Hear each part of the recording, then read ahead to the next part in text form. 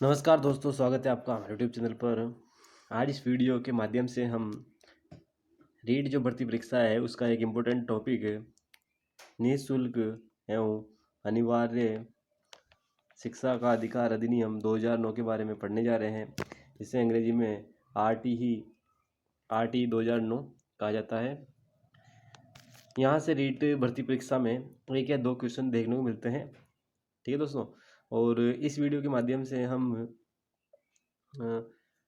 यहाँ पर आरटी के 7 अध्याय तथा 38 धाराएं जो कि उनके बारे में पढ़ेंगे, उनके बारे में विस्तार से पढ़ेंगे यहाँ पर।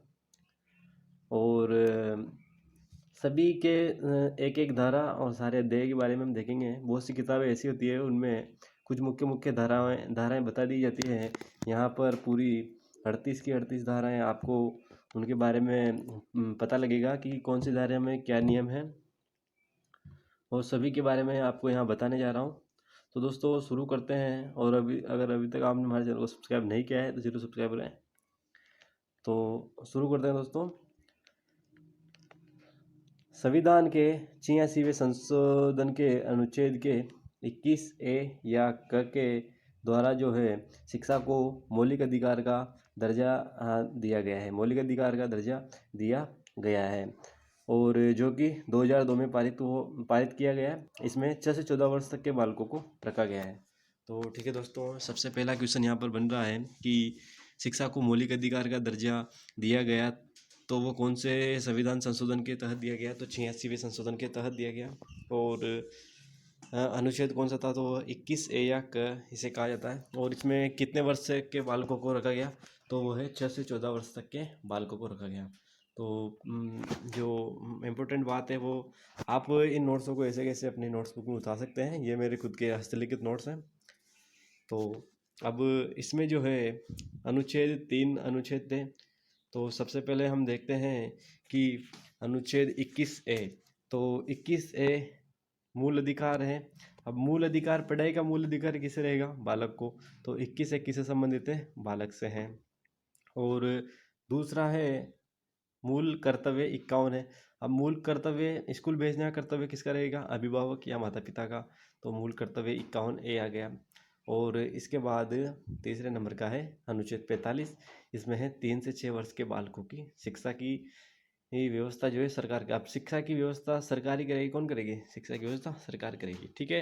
तो दोस्तों यहाँ पर याद रखने की बात यह है 21 और 51। अब 21 छोटा होता है और बालक भी छोटा होता है।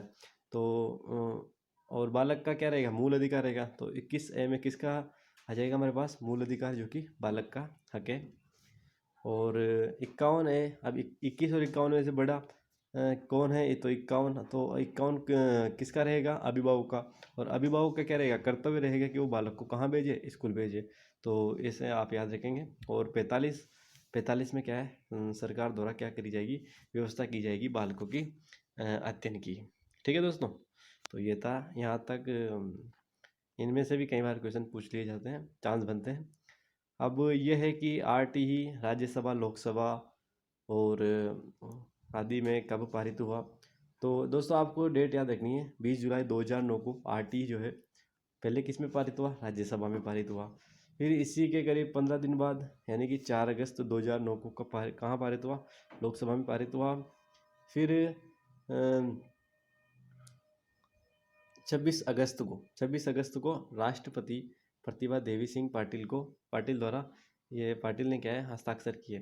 दोस्तों यहाँ पर 4 अगस्त के बाद 26 अगस्त को राष्ट्रपति प्रतिभा देवी पाटिल ने हस्ताक्षर किए। अब जब राष्ट्रपति ने हस्ताक्षर कर दिए तो क्या हो जाएगा? अगले ही दिन गजट नोटिफिकेशन या अधिसूचना जारी हो जाएगी। इंग्लिश में इसे गजट नोटिफिकेशन कहा जाता है और हिंदी में अधिसूचना कहा जाता है। अब जब राष्ट्रपति हस्ताक्षर करेगी तो तुरंत कार्यवाही होगी और अगले ही दिन गजट नोटिफिकेशन जारी हो जाता है। फिर 1 अप्रैल 2010 से क्या होता है? आरटी संपूर्ण देश में लागू हो जाता है, लेकिन J&K को छोड़कर। तो ये बात आपको याद रखनी है। 1 अप्रैल 2010 से आरटी जो है संपूर्ण भारत देश में लागू हो जाता है, J&K को छोड़कर। उस टाइम प्रधानमंत्री कौन थे? उस टाइम प्रधानमंत्री थे हमारे पास सरदार मनमोहन सिंह जी। ठीक है, तो ये बात आपको याद रखनी है कि 20 जुलाई 2009 को तो राज्यसभा में पारित हुआ, 4 अगस्त 2009 को लोकसभा में पारित हुआ।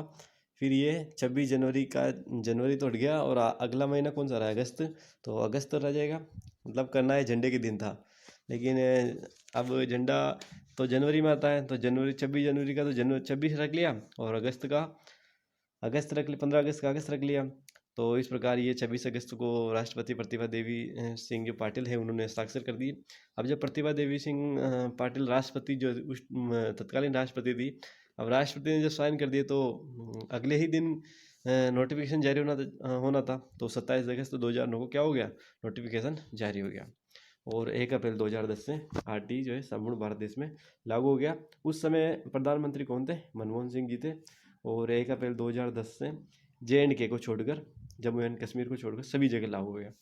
ठीक है दोस्तों, तो ये था हमारा सामान्य जानकारी। अब है हमारे पास शिक्षा को मौलिक अधिकारों में शामिल करने वाला भारत विश्व का 135वां देश बना।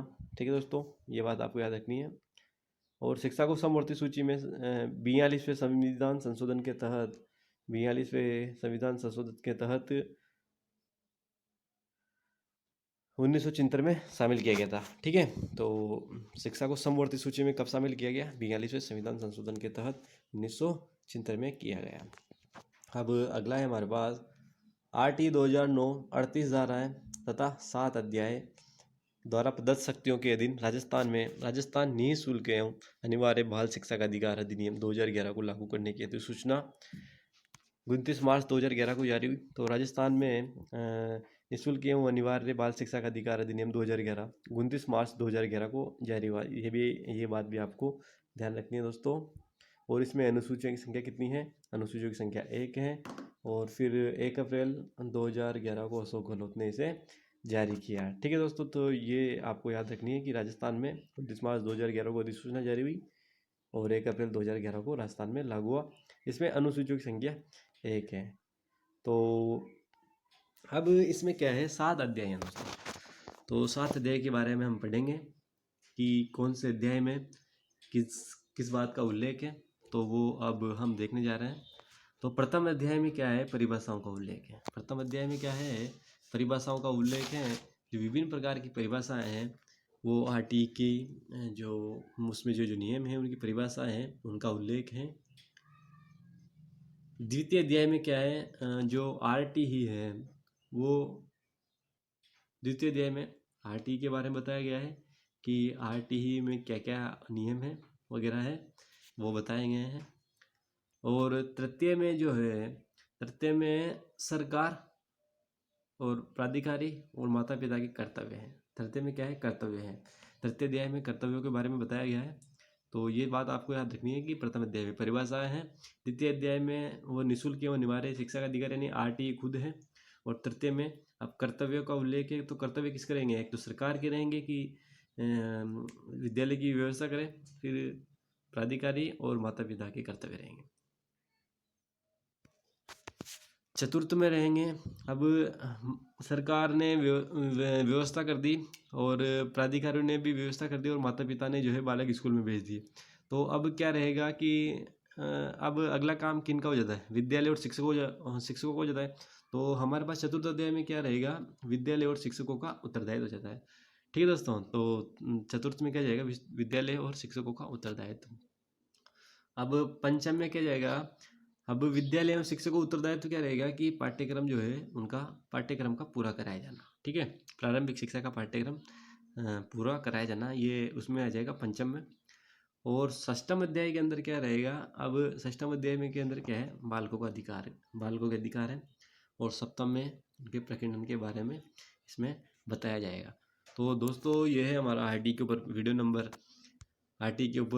वीडियो नंबर फर्स्ट है। इसमें हमने अध्याय के बारे में बात करी। आशा है आपको ये समझ में आए होंगे। और अगला जो वीडियो है उसमें हम धारा जो 1 से लेकर 38 तक धाराएं हैं उनके बारे में बात करेंगे। और